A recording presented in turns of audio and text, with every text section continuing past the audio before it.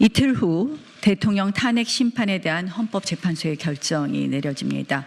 온 국민의 눈과 귀가 헌재로 향하고 있습니다. 저 역시 판사 출신으로서 또 대한민국의 국회의원으로서 역사의 분수령이 될 이 순간을 무거운 마음으로 지켜보고 있습니다. 이 시점에서 몇 가지 중요한 말씀을 드리고자 합니다. 헌법재판은 단순한 법적 판단이 아니라 정치와 법의 교차점입니다. 헌재 결정문의 중대성 부분이 바로 이 지점을 다루게 합니다. 헌법 제65조는 직무 수행 중 헌법이나 법률을 중대하게 위반한 때라는 표현을 사용하고 있습니다. 여기서 중대성이라고 함은 단순한 법리적 판단을 넘어 국가 존립과 헌정 질서에 미치는 영향을 포괄적으로 고려하는 개념입니다. 헌재는 2017년 박근혜 전 대통령 탄핵 심판에서도 대통령을 탄핵하기 위해서는 대통령의 법 위배 행위가 헌법 질서에 미치는 부정적 영향과 해악이 중대하여 대통령을 파면함으로써 얻는 헌법 수호의 이익이 대통령 파면에 따르는 국가적 손실을 압도할 정도로 커야 한다라는 원칙을 제시한 바 있습니다. 헌법과 법률에 의해 결정하되 국익과 헌법 수호의 이익을 중요하게 고려해야 한다는 것이 헌법적 지혜입니다. 작금의 탄핵 사태 어디에서부터 시작되었습니까? 표면적으로는 거대 야당인 민주당이 입법 권력을 남용하여 밀어붙인 의회 폭거가 직접적인 원인의 시작입니다. 민주당은 정권 찬탈의 야욕에 눈이 멀어 헌법과 법률이 정한 절차와 견제 장치를 무시하고 일당 독재적 발상으로 의회 민주주의의 근간을 흔들었습니다. 삼권분립이라는 헌법 정신에 대한 정면 도전입니다. 작금의 사태를 초래한 것은 결국 의회 민주주의를 짓밟고 의회 권력을 오남용한 것이 주 원인이지만 그보다 근본적으로는 87년 헌법이 제왕적 의회, 제왕적 대통령 시스템의 충돌입니다. 그중 가장 심각한 것은 대통령 비상계엄으로도 막을 수 없는 무소불위의 제왕적 의회 권력입니다. 견제와 균형으로 민생과 국정을 안정적으로 운영해야 할 정치권이 자신들의 정치적 이익을 위해서 폭주하며 극단의 분열과 불균형으로 국익과 역사에 큰 상처를 남기고 있는 것입니다.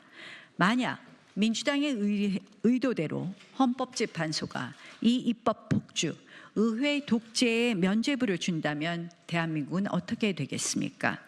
의회 독점을 넘어서 위헌적 입법까지 서슴지 않는 민주당이 행정부의 통치권마저 사실상 무력화시킨다면 우리 사회는 걷잡을 수 없는 좌편향 급진주의로 빠져들고 말 것입니다.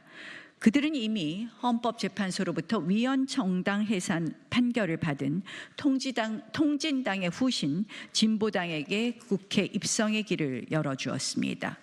북한의 지령을 받아 정권 퇴진운동을 벌인 혐의로 재판 중인 민노총과 연대하여 거리 정치를 일삼고 사회 불안을 조성하고 있습니다. 기본 시리즈와 같은 급진적 현금 살포 정책으로 국민을 편가르고 국가 재정을 파탄내려 하며 국민을 국가에 예속시키려고 합니다. 굳건한 한미일 자유주의 연대를 폄훼하고 북중러 권위주의 축에 경도된 듯한 외교 노선을 강요하며 국가 안보의 근간만저 흔들고 있습니다. 이러한 민주당의 행태를 볼 때 이번 탄핵 소추는 단순한 정책적 견해나 또는 정치적 공방을 넘어선 대한민국의 정체성과 미래를 뒤흔드는 시도입니다. 만약 헌법재판소가 사실상 내란 선동에 가까운 야당의 때법식 탄핵을 인용한다면 이는 앞으로 어떤 정부든 다수 야당의 정치적 공세에 의해 언제든 국정 운영이 마비될 수 있다는 끔찍한 선례를 남기게 되는 것입니다. 이는 법치주의가 아니라 때법주의의 승리이며 헌법 질서의 붕괴를 의미합니다. 과연 이런 나라에서 국가 경쟁력과 미래 성장 동력을 기대할 수 있겠습니까? 이재명 민주당 대표는 심지어 대통령 복귀 프로젝트, 국민 충돌, 유혈 사태까지 운운하며 사회적 갈등을 극단적으로 몰아가고 있습니다. 이는 헌법 질서에 대한 심각한 도전이며 헌법재판소 재판관들을 향한 노골적 협박입니다. 근거 없는 선동으로 사법부의 독립성을 훼손하려는 시도는 결코 용납될 수 없습니다. 헌법재판소는 이 모든 상황을 직시해야 할 것입니다. 탄핵소추 과정에서의 절차적 정당성, 소추 사유의 실체적 진실성, 그리고 무엇보다 탄핵 인용 결정이 가져올 파국적인 국익 침해 가능성을 엄중히 고려해야 할 것입니다. 더 나아가 헌법재판소는 탄핵소추를 의결할 한 국회의 입법과정 자체에 대한 심사, 즉 이른바 절차 통제의 역할도 간과해서는 안 될 것입니다.